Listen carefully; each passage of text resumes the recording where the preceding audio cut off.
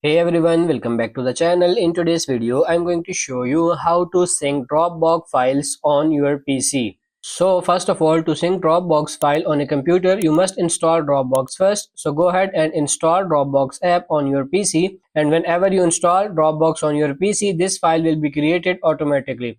Whatever file you will keep here will be automatically uploaded to the Dropbox.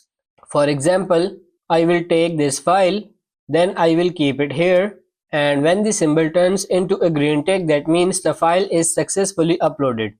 Now let's check our Dropbox, and as you can see, that folder is now on our Dropbox. Now let's look at the sync settings. For that, go to your taskbar. Generally you will see an icon for Dropbox in the taskbar. If you can't find it there, simply tap on this upper arrow, and here it is. Simply tap on it and tap on this profile icon. Then tap on preferences.